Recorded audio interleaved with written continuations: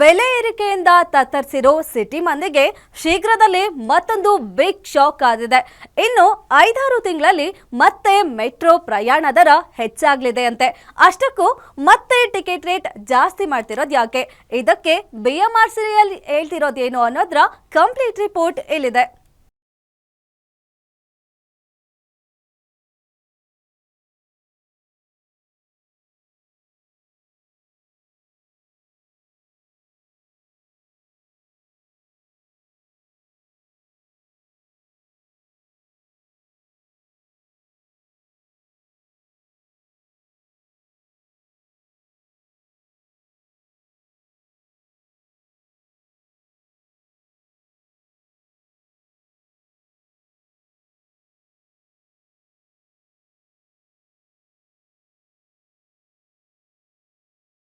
List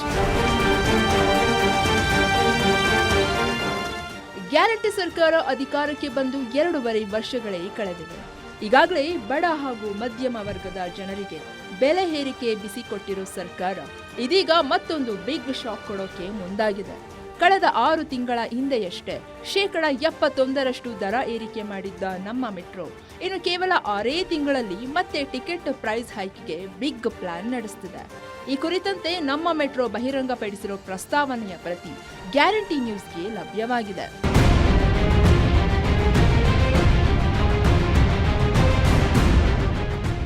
ಇನ್ನು ದರ ಏರಿಕೆಯನ್ನ ವಿರೋಧಿಸಿ ಸಂಸದ ತೇಜಸ್ವಿ ಸೂರ್ಯ ಕೋರ್ಟ್ ಮೆಟ್ಟಿಲೇರಿದ್ರು. ಈ ವೇಳೆ ನ್ಯಾಯಪೀಠವು ದರ ಏರಿಕೆ ಕುರಿತ ಮಾಹಿತಿಯನ್ನ ಬಹಿರಂಗಪಡಿಸಬೇಕು ಅಂತ ಬಿಎಂಆರ್ಸಿಎಲ್ಗೆ ಸೂಚಿಸಿತ್ತು. ನಮ್ಮ ಮೆಟ್ರೋ ಬಹಿರಂಗಪಡಿಸಿದ ದಾಖಲೆಯಲ್ಲಿ ಪ್ರತಿ ವರ್ಷ ಮೆಟ್ರೋ ದರ ಏರಿಕೆ ಮಾಡುವ ಕುರಿತಂತೆ ದರ ಪರಿಷ್ಕರಣೆ ಸಮಿತಿ ತೀರ್ಮಾನಿಸಿದೆ. ಅದರ ಪ್ರಕಾರ 2026ರ ಫೆಬ್ರವರಿಯಲ್ಲಿ ದರ ಏರಿಕೆ ಮಾಡ್ತೀವಿ ಅಂತ ತಿಳಿಸಿದೆ. 2024ರಲ್ಲಿ ದರ ಪರಿಷ್ಕರಣೆ ಸಮಿತಿಯ ಸೂಚನೆ ಮೇರೆಗೆ ದರ ಏರಿಸಿದ್ದ ನಿಗಮದಿಂದಾಗಿ ಟಿಕೆಟ್ ದರ ಕನಿಷ್ಠ 10 ಗರಿಷ್ಠ 90 ರೂಪಾಯಿಗೆ ಹೆಚ್ಚಳವಾಗಿತ್ತು.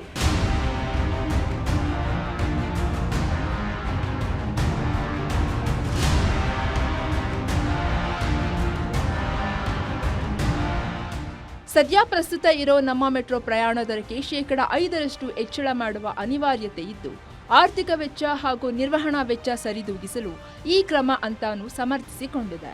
ಅದೇನೇ ಇರಲಿ, ಗ್ಯಾರಂಟಿ ಅಂತ ಒಂದ್ ಕಡೆ ಕೊಟ್ಟು ಮತ್ತೊಂದ್ ಕಡೆ ವಸೂಲಿ ಮಾಡ್ತಿರೋ ಸರ್ಕಾರದ ನಡೆಗೆ ಬಡ ಹಾಗೂ ಮಧ್ಯಮ ವರ್ಗದ ಜನರ ಜೀವನ ಅಸ್ತವ್ಯಸ್ತವಾಗ್ತಿರೋದಂತೂ ಸುಳ್ಳಲ್ಲ. Ullas S Kiruvase, guarantee news, Bengaluru.